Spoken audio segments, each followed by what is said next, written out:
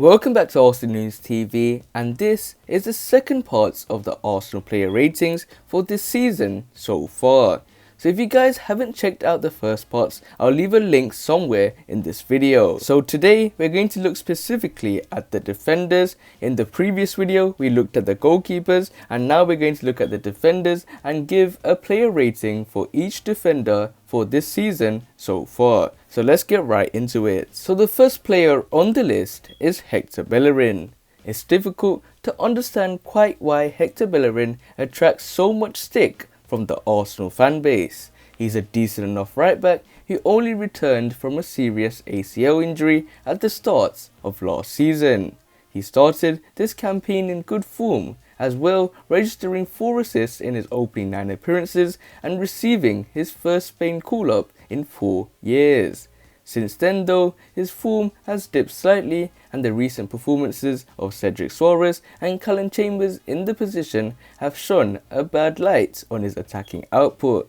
The downturn hasn't been anywhere near as bad as some people have been suggesting, but after a decade with the Gunners, it might not be the worst thing for the 26-year-old if he does end up moving on come the end of the season. So for his performance for this season so far, I think it's fair to say he deserves a 6. So the next person on the list is Cedric Soares. When Cedric arrived last January, most people were quick to turn their noses up at the decision to sign a player who was injured and had been struggling to make the Southampton first team. However, after waiting patiently for his chance this season, the Portuguese international has gone about proving his doubters wrong. Impressive displays in the Europa League group stages and in recent victories over Leicester City and Spurs have led many to argue that he should be now first choice at right back. Regardless of whether that ends up happening or not, Cedric Soares has established himself as an important member of the Arsenal squad for seasons to come. So I think it's fair to say he deserves a 6. So the next person on the list is Calum Chambers. There may be a degree of recency bias with this one, given his excellent display against West Ham United on Sunday. But Calum Chambers has done well when given limited opportunities this season. As he makes his way back from nearly a year out with an ACL injury, the England international has found game time in his preferred central defensive position hard to come by. Instead though, he has excelled in games against Burnley and the aforementioned West Ham to put himself firmly in the conversation over who Arsenal's first choice right back should be.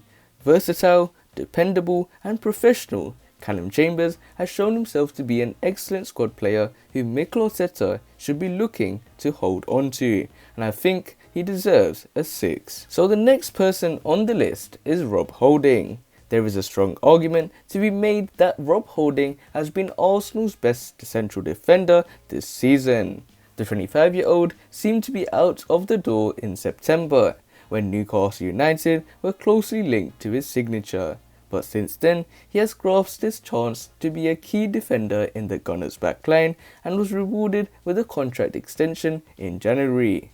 Strong in the air, good on the ball, an excellent leader and comfortable in either a 3 or a 4, Holding has finally been given a chance to show what he can offer Arsenal on a consistent basis after a string of injuries. Since sustaining a concussion against Manchester City, he has been unfortunate to lose his place in the starting lineup to David Luiz, but after the international break, he will be hoping to get it back. So he deserves a 7. So the next person on the list is David Luiz. This season, like pretty much every other season in David Luiz's career, has followed something of a repetitive cycle. The Brazilian is excellent at the back for a run of games, making you wonder whether he should be a regular starter, before an individual error comes along and reminds you why he has his less than exemplary defensive reputation to begin with.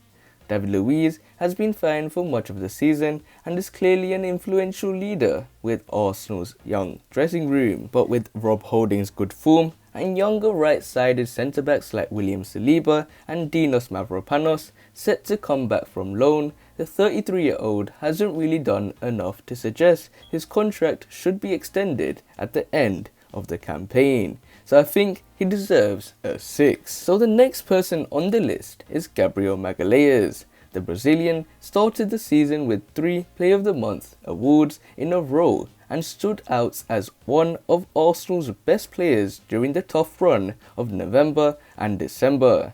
He was excellent on the ball, aggressive in the tackle and strong in the air, as the Gunners appeared to have gotten themselves a steal by signing him for just £23.5 million. But then a red card against Southampton and a positive COVID diagnosis over Christmas saw him lose his place in the lineup and a degree of confidence. Then followed a few rash performances, including one in the FA Cup defeat to Southampton, where the 23-year-old looked to have lost his mojo. But recently, with a vital header against Olympiacos and an outstanding goal line clearance in the dying moments of the North London derby, Gabriel Magalhaes appears once again to be back to his excellent best, so I think he deserves an 8. So the next person on the list is Pablo Mari. Not much was really known about Pablo Mari going into the start of this season. The Spaniard had played just twice for Arsenal after signing in January before COVID brought the entire footballing world to a halt. A serious ankle ligament injury sustained in the first game back after Project Restarts then meant that he was not seen again until the end of the year. Since his return though, Mari has shown himself to be the calm presence on the back that the Gunners have needed for some time. He has looked calm on the ball and assured in the air, while not afraid to make a tackle where required. When exposed up against pacey attackers, Pablo Mari has tended to struggle, but with a series of strong displays, he has ensured that there is fierce competition in the Arsenal squad for the left-sided central defensive berth. So I think he deserves a 7 for his performance so far this season. So the next person on the list is Kieran Tierney. It is very rare that left back is a team's most important attacking player, but so good has Kieran Tierney been this season, it is hard to argue anything else. The Scottish international has created more chances from open play than anyone else in the Arsenal squad and has been a key offensive force, while others around him have struggled this season. His injury in January and early February was keenly felt as the Gunners lacked the left-sided threats upon which much of their attack has been built on this season. Kieran Tierney has generally been quite defensively solid too, and is a huge hit with the fans due to his old school attitude and approach to the game. Keeping him fit for the remainder of the season will be key if Arsenal are to have any chance of winning the Europa League. So for his performance so far this season, I think he deserves a 9. So the final person on the list is Sead Kolasinac. Players who left the club on loan have been included on this list, so that explains why Sead Kolasinac's name pops up here. The Bosnian hardly played before returning to Schalke on loan in January, due to the excellence of Kieran Tierney and his own below-par form towards the end of last season.